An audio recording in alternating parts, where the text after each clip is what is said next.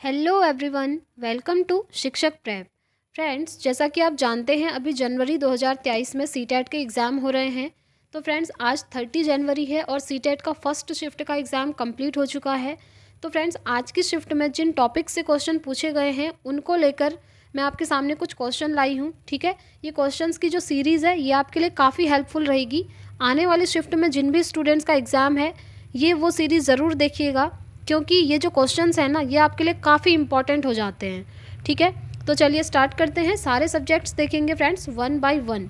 सबसे पहले हम सीडीपी का देख लेते हैं, फिर ईवीएस देखेंगे, Hindi, then English, maths, all subjects देखेंगे। ठीक है, तो चलिए स्टार्ट करते हैं सीडीपी से।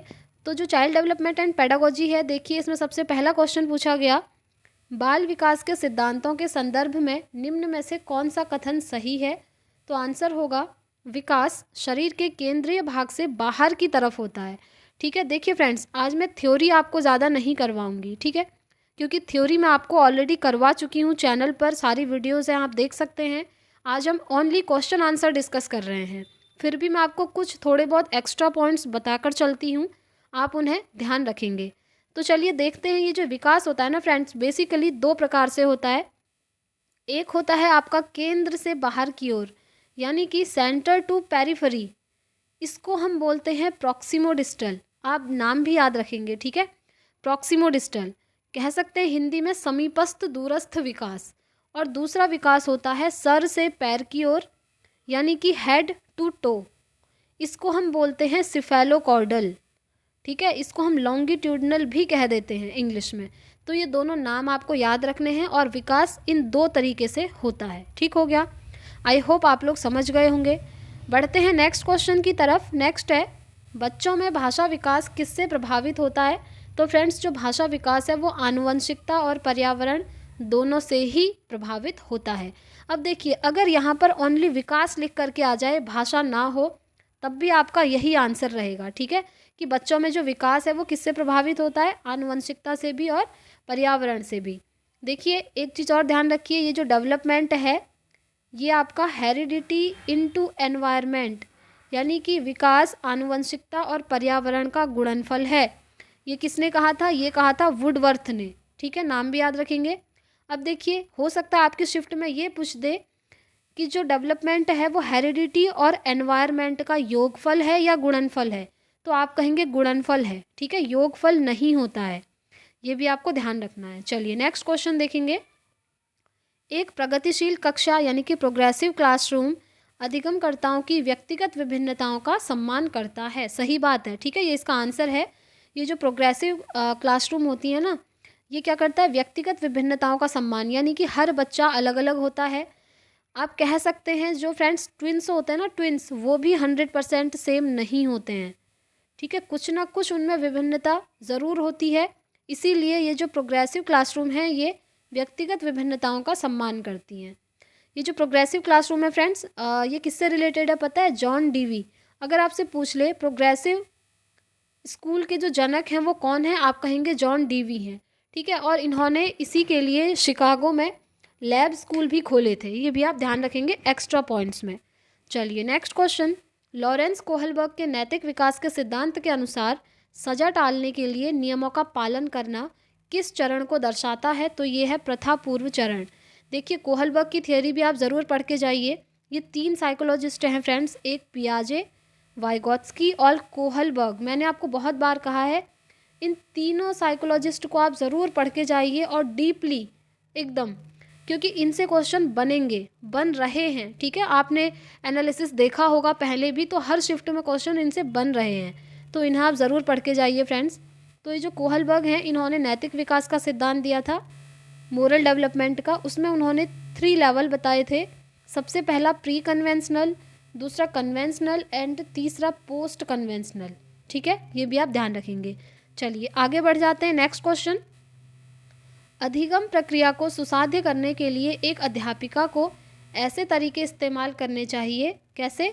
आंसर होगा, जो विभिन्न संकल्पों के बीच संबंध खोजने को महत्व दें। ठीक है, अब देखिए फ्रेंड्स, मैंने आपको ना पॉजिटिव और नेगेटिव टैग वर्ड्स बताए थे और नोट्स आपके साथ टेलीग्राम पर शेयर किए ही हुए हैं। अगर आप चैनल पर नए हैं फ्रेंड्स तो चैनल को सब्सक्राइब कर लीजिए, साथ में आप टेलीग्राम ग्रुप को भी ज्वाइन कर लीजिए, क्योंकि वहाँ पर आपको नोट्स मिलते रहते हैं। मैंने बहुत सारे नोट्स आपके साथ शेयर किए हुए हैं। साथ में positive and negative tag words की पीडीएफ भी शेयर की थी। तो मैंने आपको बोला था कि ये जो टैग वर्ड्स हैं ना, ये आपको पेडागोजी सॉल्व करने में काफ़ी हेल्प करेंगे। जैसे बच्चों के जीवन से अगर कोई चीज़ जोड़ रहे हैं या फिर बच्चे को खोजने के लिए कह रहे हैं, जहाँ पर बच्चा क्या होगा, एक्टिव होगा, सक्रिय होगा, तो वो हमेशा पॉजिटिव टैग वर्ड है। तो ये आपको ध्यान होगा, तो ये ऑप्शन यहाँ पर सही हो जाएगा। ठीक है, अगर आपको टेलीग्राम ग्रुप का लिंक नहीं मिलता है तो आप कमेंट कर सकते हैं फ्रेंड्स, मैं आपको लिंक प्रोवाइड करवा दूँगी। ठीक है, आगे बढ़ते हैं। आगे बढ़ने से पहले एक चीज़ और आपके साथ शेयर करना चाहूँगी। अगर आप में से कोई स्टूडेंट सीटेट पेपर 2 दे रहे हैं और वो मैथ्स प्लस साइंस स्ट्रीम से हैं, तो मैंने साइंस में पूछे गए जितने भी न्यूमेरिकल हैं आज तक के, उन सब की पीडीएफ बनाई है फ्रेंड्स, और उनमें सोल्यूशन भी पूरा किया हुआ है। वो भी मैंने टेलीग्राम पर शेयर किया था, वो भी आप ज़रूर देख के जाइए, क्योंकि आप जानते हैं साइंस में एक न्यूमेरिकल हमेशा बनता है हर शिफ्ट में, और मोस्टली किससे बनता है पता है, एवरेज स्पीड से, औसत चाल से। ठीक है, तो आप वो न्यूमेरिकल वाली सीरीज़ ज़रूर देखिएगा, पीडीएफ अवेलेबल है टेलीग्राम पर। चलिए आगे बढ़ जाते हैं। नेक्स्ट क्वेश्चन, लेव वाइगोत्स्की का सिद्धांत मुख्यतः व्याख्या करता है संज्ञानात्मक विकास में सांस्कृतिक उपकरणों के योगदान का। ठीक है, अब देखिए लेव वाइगोत्स्की में आपने 3 चीज़ें याद रखनी है, SCL, सोसाइटी, कल्चर, लैंग्वेज, यानी कि समाज, संस्कृति और भाषा। ये जो वाइगोत्स्की है ना, ये इन तीनों चीज़ों को इम्पोर्टेंस देते हैं, महत्व देते हैं, तो आपको ये तीनों नाम याद रखने पड़ेंगे। ठीक है फ्रेंड्स, चलिए आगे बढ़ते हैं। नेक्स्ट क्वेश्चन, क्रिकेट पर वार्तालाप के दौरान एक अध्यापक अधिकांशतः लड़कों से सवाल पूछ रहा है और लड़कियों से नहीं, तो अध्यापक की यह क्रिया किसका उदाहरण है? ये है फ्रेंड्स जेंडर पक्षपात का, या इसे कहेंगे जेंडर रूढ़िवादिता, या लिंग रूढ़िवादिता करके भी ऑप्शन आ सकता है वहाँ। ठीक है, और इंग्लिश में इसको बोलते हैं जेंडर बायसनेस या फिर जेंडर स्टीरियोटाइप। तो देखिए फ्रेंड्स, ये जो टॉपिक है, आप किसी भी शिफ्ट का पेपर उठाकर देख लीजिए, हर शिफ्ट में एक क्वेश्चन इससे बना ही है, क्योंकि बहुत ज़्यादा इम्पॉर्टेंट है सीटेट के लिए। तो लड़के और लड़कियों में जहाँ भी आपको दिख जाए ना, भेदभाव किया जा रहा है। जैसे कहते हैं कि टीचर समझता है कि गणित में लड़के अच्छे हैं, लड़कियाँ अच्छी नहीं हैं, तो वो क्या है, वो भेदभाव कर रहे हैं ना लड़के और लड़कियों में, that is called gender biasness. ठीक है, लिंग पक्षपात। तो ये इसका आंसर हो गया। नेक्स्ट क्वेश्चन देखेंगे, बाल केंद्रित कक्षा में एक अध्यापिका किसको महत्व देती हैं? तो ज्ञान की सक्रिय संरचना प्रक्रिया को वो इम्पोर्टेंस देती हैं। बच्चे जो हैं एक्टिव कंस्ट्रक्टिविस्ट हैं, यानी कि सक्रिय रचनात्मकतावादी हैं। ये कौन कहता है? ये कहते हैं पियाजे, और साथ में वाइगोत्स्की, और तीसरे ब्रूनर। ठीक है, ये तीनों नाम आप याद रखेंगे। तो कुछ कुछ एक्स्ट्रा पॉइंट्स हैं फ्रेंड्स, इन्हें भी आप दिमाग में बिठाकर चलिए, क्योंकि क्वेश्चन कहीं से भी बन सकता है। आगे बढ़ेंगे, निम्न में से कौन सा बच्चों के सामाजिकरण का प्राथमिक कारक है? तो वो है फ्रेंड्स फैमिली। अब ये जो परिवार है ना, ये प्राथमिक कारक होता है सामाजिकरण का। और अगर पूछ ले द्वितीयक कारक कौन है, तो वो होता है फ्रेंड्स स्कूल या फिर पड़ोसी, पास पड़ोस। ठीक है, ये द्वितीयक कारक होते हैं, ये भी आपको ध्यान रखने हैं एक्स्ट्रा में, क्योंकि ये रिपीटेड क्वेश्चन है, ये बनता ही है। ठीक, नेक्स्ट क्वेश्चन, निम्न में से कौन सा उम्र समूह जीन पियाजे के संज्ञानात्मक विकास के सिद्धांत के मूर्त संक्रियात्मक के अनुरूप है? देखिए, मूर्त संक्रियात्मक अवस्था पूछी है, आपको याद होगा मैंने आपको पियाजे की थ्योरी करवाई थी और इस न्यूमोनिक के साथ याद करवाया था, SPCF। उन्होंने बोला था विकास के 4 स्टेप होते हैं, पहला सेंसरी मोटर, दूसरा प्री ऑपरेशनल, तीसरा कॉन्क्रीट ऑपरेशनल एंड चौथा फॉर्मल ऑपरेशनल। तो इसमें जो तीसरा आप देख रहे हैं ना, कॉन्क्रीट ऑपरेशनल की स्टेज, इसी को हिंदी में बोला जाता है मूर्त संक्रियात्मक की अवस्था। तो इनमें से किसी ना किसी एक स्टेज से हर शिफ्ट में क्वेश्चन पूछा जा रहा है, तो आप इन सब की कैरेक्टरिस्टिक पढ़ के जाइए। जैसे सेंसरी मोटर है, हिंदी में बोलते हैं संवेदी प्रेरक अवस्था। इसमें क्या होता है, बच्चे के अंदर ऑब्जेक्ट परमानेंस का गुण आ जाता है, वस्तु स्थायित्व का। डेफर्ट इमिटेशन बच्चा करने लगता है। तो बहुत सारी कैरेक्टरिस्टिक्स हैं, वो हम अभी डिस्कस नहीं करेंगे, तो आप इसे पढ़ के ज़रूर जाइएगा। ठीक है, इसका आंसर देख लेते हैं, 7 से 11 साल। चलिए आगे बढ़ेंगे। आप एक अध्यापक हैं जो विश्वास करता है कि बच्चे विभिन्न गतियों और अलग अलग तरीक़ों से सीखते हैं। आप अपनी कक्षा में ऐसी आकलन योजना करेंगे जो कैसी हो, आकलन के अलग अलग तरीकों पर आधारित हो। देखिए फ्रेंड्स, ये जो आकलन है ना, ये भी रिपीटेडली पूछा जा रहा है, या तो आकलन लिख करके आएगा या फिर आ जाएगा मूल्यांकन लिख के। तो आप देख सकते हैं हिंदी पेडागोजी की जो सीरीज़ है उस प्लेलिस्ट में मैंने आपको एक टॉपिक करवाया है CCE। It is very very very important friends. इसके अंदर से क्वेश्चन बन रहा है। अब ऐसा नहीं कि CCE लिख कर नहीं आ रहा है तो टॉपिक इम्पॉर्टेंट नहीं है। CCE के अंदर जो चीज़ें हैं ना, वहाँ से क्वेश्चन पूछ रहे हैं। जैसे FA हो गया, ऐसे हो गया। अब ये होते क्या हैं? FA क्या होता है? देखिए, FA का फुल फॉर्म होता है फॉर्मेटिव असेसमेंट यानी कि रचनात्मक मूल्यांकन, और ऐसे होता है सम्मेटिव असेसमेंट यानी कि योगात्मक मूल्यांकन। जो FA है ना, ये बच्चे का कभी भी कर सकते हैं, पढ़ाई के दौरान किया जा सकता है। बट जो ऐसे है ना, ये ओनली साल में एक बार होता है, जो आपकी परीक्षा ली जाती है कि आपने कितना पढ़ा, आपने कितना अचीव किया, आपको मार्क्स दिए जाते हैं। ये सब सम्मेटिव असेसमेंट में आता है, यानी कि योगात्मक मूल्यांकन में आता है। ठीक है। और अगर आपसे पूछ ले इन दोनों में बेस्ट कौन सा है, तो फ्रेंड्स वो FA होगा, फॉर्मेटिव असेसमेंट होगा। ठीक है। चलिए आगे बढ़ जाते हैं। तो इसका आंसर हमने देख लिया। नेक्स्ट क्वेश्चन देखेंगे। लेव वाइगोत्स्की के सिद्धांत के अनुसार निम्न में से कौन सी अध्यापन अधिगम प्रक्रिया को पाठ प्रदान करने की प्रभावशाली तकनीक है? पाठ क्या होता है फ्रेंड्स? इसे हम बोलते हैं स्कैफोल्डिंग। आपको याद होगा वाइगोत्स्की ने 3 चीज़ों की बात करी थी। सबसे पहला ZPD जो होता है जोन ऑफ प्रॉक्सिमल डेवलपमेंट, दूसरा स्कैफोल्डिंग टेम्पररी हेल्प की प्रोसेस, एंड तीसरा है MKO यानी कि मोर नॉलेजेबल अदर।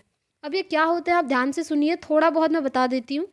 ZPD होता है जोन ऑफ प्रॉक्सिमल डेवलपमेंट, एक ऐसा दायरा जिसमें आप किसी काम को कर सकते हैं अगर आपको किसी की हेल्प मिल जाए तो। ठीक है। दूसरा आता है स्कैफोल्डिंग, टेम्पररी हेल्प की जो प्रोसेस होती है वो होती है स्कैफोल्डिंग। इसको हिंदी में पाड़ या मचान कहते हैं। ठीक है। तीसरा MKO, ये है फ्रेंड्स मोर नॉलेजेबल अदर। ये जो है आपको टेम्पररी हेल्प देगा। ठीक है, ये कोई व्यक्ति होगा। चलिए, आई होप आप इतना समझ गए होंगे। डिटेल्ड वीडियो जानने के लिए आप मेरी चैनल पर डाली हुई वीडियो को देख सकते हैं। आगे बढ़ेंगे फ्रेंड्स। इसका आंसर हम देख लेंगे। तो आंसर होगा, समस्या को सुलझाने के दौरान अगर बच्चे किसी बिंदु पर अटक जाएं तो उस समय संकेत और इशारे देना। वही है, बच्चे अगर कोई काम नहीं कर पा रहे हैं तो आप उनको क्या करेंगे? हेल्प देंगे। ठीक है। चलिए आगे बढ़ जाते हैं। Next question. एक घोड़े को देखकर एक 3 वर्षीय बालिका चकित होकर बोली, यानी कि शॉक्ड होकर बोली, आश्चर्यचकित होकर बोली कि वाह इतना बड़ा कुत्ता। ठीक है, शॉक्ड है वो। तो जीन पियाजे के संज्ञानात्मक विकास के सिद्धांत के अनुसार बालिका की यह प्रतिक्रिया निम्न में से किसका उदाहरण है? तो ये है फ्रेंड्स आत्म सातीकरण या फिर समावेशन। तो ये सब मैं आपको करवा चुकी हूँ। आत्मसातीकरण हो गया, अनुकूलन हो गया, क्लासिफिकेशन है, एडेप्टेशन है। तो आप वो सब देख के जाइएगा फ्रेंड्स, क्योंकि क्वेश्चन इनमें से किसी से भी बन सकता है। चलिए आगे बढ़ जाते हैं। नेक्स्ट क्वेश्चन देखेंगे। भाषा एवं विचार पर लेव वाइगोत्स्की क्या सुझाते हैं? तो आंसर है भाषा संज्ञानात्मक विकास को निर्देशित करती है। ठीक है। Next question. बच्चों में सृजनात्मकता को किस प्रकार सुसाध्य किया जा सकता है? तो आंसर होगा फ्रेंड्स अन्वेषण को प्रोत्साहित करके, यानी कि खोज विधि ह्यूरिस्टिक मेथड को प्रोत्साहित करके। ठीक है। तो फ्रेंड्स ये हमने डिस्कस कर लिए CDP के क्वेश्चंस। अब हम डिस्कस करने वाले हैं पर्यावरण अध्ययन के क्वेश्चन, यानी कि EVS के क्वेश्चन। ठीक है। तो चलिए देखते हैं किस प्रकार के क्वेश्चन आपसे पूछे जा रहे हैं EVS में। पहला है, एक EVS शिक्षक एक आकलन उपकरण का उपयोग करता है जो न केवल सबसे अच्छा बल्कि एक समय में बच्चे के सभी प्रकार के कार्य या गतिविधियों को एकत्र करता है। शिक्षक उपयोग कर रहा है। आपको बताना है बेसिकली कि शिक्षक किस चीज़ का उपयोग कर रहा है, तो वो है फ्रेंड्स पोर्टफोलियो। ठीक है। तो ये 3 टॉपिक हैं, आप याद रखेंगे। नाम बता देती हूँ। सबसे पहला पोर्टफोलियो, दूसरा रूब्रिक्स, और तीसरा आता है फ्रेंड्स एनेक्डोटल रिकॉर्ड। ठीक है। तो ये क्या होते हैं ये आप अच्छे से पढ़ के जाना। पोर्टफोलियो में आपको समझा देती हूँ। पोर्टफोलियो क्या होता है, ध्यान से सुनिए। पोर्टफोलियो फ्रेंड्स एक डॉक्यूमेंट है। ठीक है, क्या है? एक डॉक्यूमेंट है। ये हर बच्चे का अलग अलग बनता है। ठीक है, हर बच्चे का एक फाइल होती है जो अलग अलग बनती है, कह सकते हैं डॉक्यूमेंट्स होते हैं वो अलग अलग होते हैं हर बच्चे के। इसमें क्या होता है, इसमें बच्चे के साल भर का रिकॉर्ड होता है, बच्चा पढ़ाई में कैसा है, बच्चा स्पोर्ट्स में कैसा है, बच्चा डिबेट में कैसा है, बच्चे का बिहेवियर कैसा है, क्लासरूम में वो किस तरीके से रहता है, टीचर्स के रिस्पेक्ट करता है या फिर नहीं करता है। तो एक बच्चे की एक फ़ाइल बनती है और उसमें उसकी सारी चीज़ें मेंशन करी जाती हैं। इसी को बोला जाता है फ्रेंड्स पोर्टफोलियो। ठीक है, आई होप आप लोग समझ गए होंगे। आगे बढ़ जाते हैं, नेक्स्ट क्वेश्चन। बोरा चिपचिपे चावल की एक सामान्य किस्म है, यह मुख्य रूप से कहाँ पाया जाता है? ये असम में पाया जाता है। ठीक है, आगे बढ़ते हैं, नेक्स्ट क्वेश्चन। एक छोटे से पेड़ या झाड़ी की शाखा से लटकने वाला घोंसला बनाने वाला पक्षी कौन सा है? तो वो है फ्रेंड्स सूर्य पक्षी।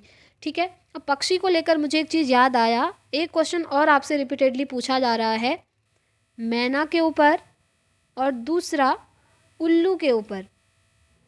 देखिए क्वेश्चन मैं आपको बता देती हूँ, ऐसा कौन सा पक्षी है जो झटके से अपनी गर्दन आगे पीछे करता है? वो होती है फ्रेंड्स मैना।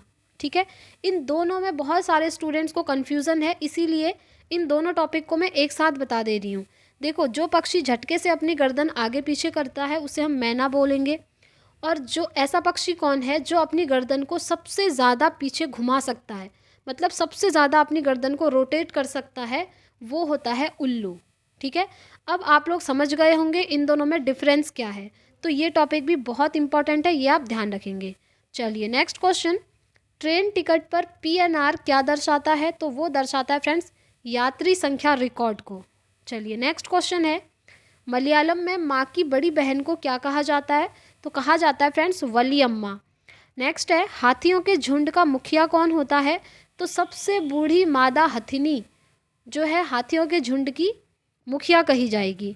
अब देखिए फ्रेंड्स, हाथियों से रिलेटेड अलग अलग क्वेश्चन बन रहे हैं, इसीलिए मैंने एक वीडियो भी बनाया है और आपके साथ नोट्स शेयर किए हैं। एक पेज का है सिर्फ नोट्स, उसमें सिर्फ हाथियों के बारे में मैंने आपको बताया है, वो आप ज़रूर देख लीजिएगा, क्योंकि अगर आप उसे पढ़ लेंगे तो हाथी से रिलेटेड वहाँ जो भी क्वेश्चन आएंगे आप गलत नहीं करेंगे। जैसे हाथी एक दिन में कितना सोता है? 2 to 4 आवर्स सोता है। हाथी एक दिन में कितना घास फूस खा सकता है? 200 kg खा सकता है। हाथियों के कान बड़े बड़े क्यों होते हैं? क्योंकि उनको वो ठंडा फील कराते हैं, पंखे की तरह काम करते हैं। ठीक है, तो ये कुछ कुछ छोटी छोटी सी चीज़ें हैं, ये आपको ध्यान रखनी है। नोट्स आपको टेलीग्राम पर मिल जाएंगे फ्रेंड्स। चलिए नेक्स्ट क्वेश्चन। पौधे का वह भाग जो दांत दर्द के उपचार के लिए उपयोग किया जाता है वो कौन सा है? वो लौंग है। ये तो काफ़ी स्टूडेंट्स को ऑलरेडी पता भी होगा। नेक्स्ट क्वेश्चन, कक्षा 5 में पाठ किसके जंगल पर चर्चा करने के लिए अध्यापिका ने सूर्यमणि के सच्चे किस्से को सुनाया, जिसमें उसने एक केंद्र तोरंग की स्थापना की थी जो कि देखता था, किसको देखता था? जमीन और जीविका की समस्याएं देखता था, कुडुख संस्कृति की समस्याएं। ठीक है, चलिए नेक्स्ट क्वेश्चन। अबू धाबी में कौन सी मुद्रा प्रचलित है? तो वो है फ्रेंड्स दिरहम। ठीक, देखिए फ्रेंड्स, कुछ टॉपिक और बता देती हूँ। ईवीएस में 3 टॉपिक ऐसे हैं जो आपसे रिपीटेडली पूछे जा रहे हैं। एक है रेगिस्तानी ओक, आपने एनालिसिस देखा होगा फ्रेंड्स। एक है घटपर्णी पौधा जिसे हम कहते हैं पिचर प्लांट। ठीक है, क्या कहते हैं? Pitcher plant. और तीसरा है फ्रेंड्स एक टॉपिक खेजड़ी वृक्ष। तो इन 3 टॉपिक को मैंने सिर्फ एक वीडियो में कवर किया है, 5 मिनट की वीडियो, और नोट्स टेलीग्राम पर शेयर किए हुए हैं, वो आप ज़रूर देख के जाना, क्योंकि एक क्वेश्चन इनसे बन ही रहा है। ठीक है, जैसे रेगिस्तानी ओक है, ये ऑस्ट्रेलिया में पाया जाता है। खेजड़ी वृक्ष है, राजस्थान जोधपुर में पाया जाता है। खेजड़ी वृक्ष की जो लकड़ी होती है वो कभी ख़राब नहीं होती, उसमें दीमक नहीं लगती, और खेजड़ी वृक्ष को ज़्यादा पानी की भी ज़रूरत नहीं होती है। तो ये कुछ कुछ एक्स्ट्रा पॉइंट्स हैं, इन्हें आप ध्यान में रखते हुए चलेंगे। ठीक है, आगे बढ़ जाते हैं। नेक्स्ट क्वेश्चन चेराओ नृत्य के ऊपर है। देखिए फ्रेंड्स, अभी ये क्वेश्चन मैं पढ़ूंगी ना, आप समझ जाएंगे कि सीटेट में इतने लॉन्ग क्वेश्चन पूछे जा रहे हैं, बट उसका जो मेन चीज़ होगी ना छोटी सी पूछी होगी, बट उसके लिए आपको इतना सारा पढ़ना पड़ेगा। तो फ्रेंड्स मैं आपको यही कहूँगी कि सीटेट का जो इस बार पेपर है ना 2023 में, बहुत ज़्यादा टाइम टेकिंग है फ्रेंड्स, बहुत ज़्यादा टाइम आपका यहाँ वेस्ट भी हो रहा है, क्योंकि पैसे जैसे आ रहे हैं ना कि आपको वो समझने में टाइम लगेगा। तो इसीलिए सबसे पहले तो आप पैसेज की प्रैक्टिस घर से ही करके जाइए, जितने हो सके मॉक टेस्ट लगाइए, प्रीवियस ईयर पेपर लगाइए, सेक्शनल क्वेश्चन पेपर देख के जाइए, वो आपको हेल्प करेंगे। अभी हम इस क्वेश्चन को देखते हैं एक बार। चेराओ नृत्य में व्यक्ति बांस की डंडियों को पकड़कर युग्मों में एक दूसरे के सामने जमीन पर बैठते हैं। जैसे ही ढोल बजता है, बांस को जमीन पर पीटा जाता है। नर्तक बांस की डंडियों के अंदर और बाहर पैर रखते हैं और ताल पर नाचते हैं। तो निम्न में से कहाँ पर चेराओ नृत्य किया जाता है? अब आप खुद देखिए, क्वेश्चन सिर्फ इतना सा है कि निम्नलिखित में से चेराओ नृत्य कहाँ किया जाता है। तो ये तो सिंपल सा क्वेश्चन है ना, बट इन्होंने क्या किया, इतना बड़ा क्वेश्चन बना करके दे दिया। अब आपको पढ़ना तो पड़ेगा ही, है ना, क्योंकि अगर आपको सही आंसर करना है तो। इसीलिए बोल रही हूँ फ्रेंड्स, टाइम टेकिंग है 2023 में सीटेट का पेपर, इसलिए आप प्रैक्टिस घर से करके जाइएगा, मॉक टेस्ट लगा के जाइए, प्रीवियस ईयर पेपर करके जाइए, ठीक है, वो आपको काफ़ी हेल्प करेंगे। तो इसका राइट आंसर होगा मिज़ोरम। मिज़ोरम में चेराओ नृत्य जो है लोकप्रिय है, फेमस है, ठीक है। आगे बढ़ जाते हैं। छत पर वर्षा के पानी का संरक्षण करके भौम जल को पुनः आवेशित किया जाता था। इस पारंपरिक विधि का उपयोग निम्नलिखित में से किस राज्य में किया गया है? तो वो है friends Rajasthan. Next question, Bharat के निम्नलिखित राज्यों में से ब्रह्मपुत्र नदी कहाँ से होकर बहती है? तो अरुणाचल प्रदेश और असम से होकर बहती है। भावी पीढ़ी के सामाजिकरण में परिवार की महत्वपूर्ण भूमिका है।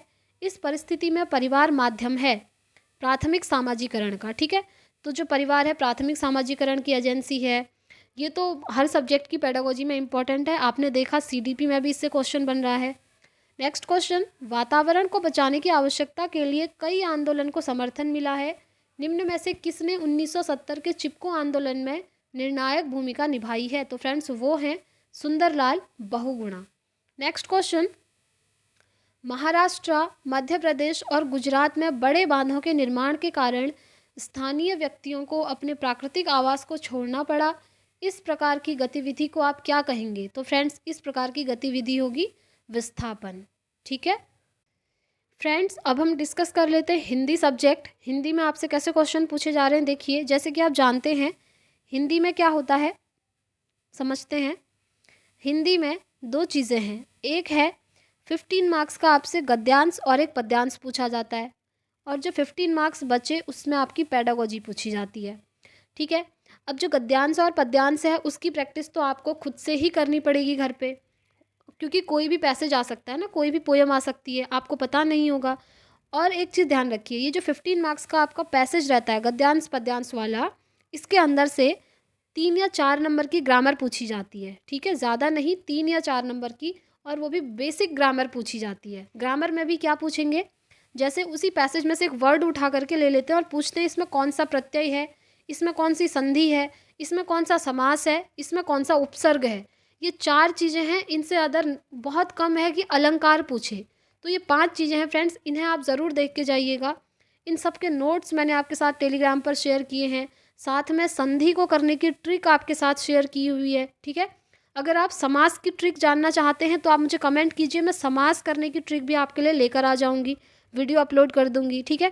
तो ये आप ज़रूर देखिएगा, इनसे क्वेश्चन बन रहे हैं। चलिए नेक्स्ट हम देखते हैं 15 मार्क्स की पेडागोजी में आपसे किस तरह के क्वेश्चन पूछे जा रहे हैं। देखिए डिसलेक्सिया, डिसलेक्सिया क्या होता है, जब बच्चे को पढ़ने में प्रॉब्लम आती है, यानी कि reading disorder is called dyslexia. अब सिर्फ यही नहीं है, dyslexia, dysgraphia, aphasia, dysphagia, dyscalculia, ये बहुत सारे अधिगम विकार हैं फ्रेंड्स। मैंने सिर्फ एक वीडियो में सारे करवाए हैं, वो वीडियो आप ज़रूर देखिएगा, उससे ये सारे कॉन्सेप्ट क्लियर हो जाएंगे। नेक्स्ट ग्राफ से संबंधित क्वेश्चन हो गए, बहुभाषिकता है, संप्रेषण से रिलेटेड है, एनसीएफ 2005, एनईपी 2020, वाचन और पठन कौशल, ठीक है। वाचन और पठन कौशल देखिए, हिंदी पेडागोजी की प्लेलिस्ट में करवाया था ना, LSRW शॉर्ट में याद करवाया था, लिसनिंग, स्पीकिंग, रीडिंग, राइटिंग, यानी कि सुनना, बोलना, पढ़ना, लिखना। तो ये सब आपने देख लिया होगा आई होप। अगर अभी तक नहीं देखा है तो इन टॉपिक्स को ज़रूर देखिए फ्रेंड्स, क्योंकि ये मोस्ट इंपॉर्टेंट हैं और कॉमन टॉपिक्स हैं, ये हमेशा ही पूछे जाते हैं। भाषा कौशल वही हो गए आपके, ठीक है, LSRW। और देखते हैं, एक दो चीज़ और बता देती हूँ। चलिए पहले सारे सब्जेक्ट्स डिस्कस कर लेते हैं। गणित में देखिए, आप जानते हैं इसमें भी क्या रहता है, 15 का कंटेंट एंड 15 की पेडागोजी। अब ये जो कंटेंट रहता है सॉल्व करने वाला होता है, ठीक है। तो इसमें कैसे क्वेश्चन पूछे, देखो, छोटी बड़ी संख्या से रिलेटेड, स्थानीय मान हो गया, प्रतिलोम है, समबाहु त्रिभुज है, आयत है, परिमाप, गुणनखंड, क्षेत्रफल, भाज्य अभाज्य संख्याएं, LCM HCF, तो ये कुछ कुछ टॉपिक्स हैं, इनसे आपसे कंटेंट में पूछा जा रहा है, तो आप इन्हें ज़रूर सॉल्व करके जाइएगा। भिन्न से संबंधित हो गया। अब जो आपका 15 का पेडागोजी रहता है, उसमें देखिए प्राकृतिक संख्याओं का योग, वैन हीले की थियरी। वैन हीले की थियरी आपने पढ़ी होगी, मैंने भी आपको करवाई थी। मैथ्स पेडागोजी की प्लेलिस्ट अगर आपने देखी है तो वहाँ पर करवाई थी। इन्होंने 4 लेवल और 5 स्टेजेस बताई हैं, है ना। कौन कौन सी लेवल है? विजुअलाइजेशन है, एनालिसिस है, इनफॉर्मल डिडक्शन है, फॉर्मल डिडक्शन है, उसके बाद राइगर है। एक चीज़ आप ध्यान रखिए, ये जो राइगर है ना लास्ट वाला, इसको हम एक्जियोमेटिक भी बोलते हैं। ये नाम आप नोट कर लीजिए, मैं लिख देती हूँ अच्छी तरह। इसको एक्जियोमेटिक भी कहा जाता है, क्योंकि एक बार क्वेश्चन इस तरह से बना था और बहुत सारे स्टूडेंट्स को पता ही नहीं था कि ये एक्जियोमेटिक होता क्या है। तो ये जो एक्जियोमेटिक है ना, ये होता है राइगर, लास्ट वाली स्टेज वैन हीले ने जो दी थी, ठीक है। अब आप लोग इसको नहीं भूलेंगे। तो और देखिए NCF 2005 है, NEP 2020 है, इनसे भी क्वेश्चन पूछे हैं। और एक टॉपिक और है फ्रेंड्स, इस बार नया पूछा जा रहा है, आप ज़रूर पढ़ लीजिएगा। निपुण भारत करके टॉपिक है, ठीक है। मैंने कुछ दिन पहले ही इसके ऊपर वीडियो डाली थी। वो इसीलिए डाली क्योंकि मैंने देखा बहुत सारे स्टूडेंट्स कह रहे थे कि इस टॉपिक से हर शिफ्ट में क्वेश्चन बन रहे हैं, तो कुछ दिन पहले ही डाली है। वो लगभग 2500 स्टूडेंट्स ने देख ली है। आप भी देख लीजिए, अगर लिंक नहीं मिलता है तो आप कमेंट कीजिए, मैं आपको लिंक पर्सनली प्रोवाइड करवा दूँगी, ठीक है। तो आई होप आपको ये वीडियो पसंद आया होगा फ्रेंड्स। ये टॉपिक आप बिल्कुल भी स्किप मत करिएगा, और इसके जो MCQ है ना, वो मैंने टेलीग्राम पर शेयर किए ही हुए हैं, वो भी आप लोग देख सकते हैं। तो फ्रेंड्स आई होप आपके लिए ये वीडियो हेल्पफुल रहेगा। आने वाले शिफ्ट में जिन भी स्टूडेंट्स का एग्ज़ाम है, वो ये सारे टॉपिक्स अच्छे से करके जाइएगा। मेरी तरफ से आपको all the very best friends. आप लोग अच्छे से एग्ज़ाम दीजिए, और जिनका भी एग्ज़ाम होते रहता है ना, वो यूट्यूब पे कमेंट कीजिए कि आज की शिफ्ट में ये क्वेश्चन पूछे गए हैं। अगर आप मुझे बताएंगे कि इस टॉपिक से क्वेश्चन पूछा जा रहा है या ये क्वेश्चन पूछा जा रहा है, तो नेक्स्ट डे मुझे और बच्चों को एनालिसिस करवाने में हेल्प मिलेगी, क्योंकि ऐसे ही बच्चों से पूछ पूछ करके क्वेश्चंस पता चलते हैं, ठीक है। तो फ्रेंड्स आई होप आपको वीडियो पसंद आया होगा। मिलते हैं अब नेक्स्ट वीडियो में, तब तक के लिए thank you, bye bye, take care, all the very best.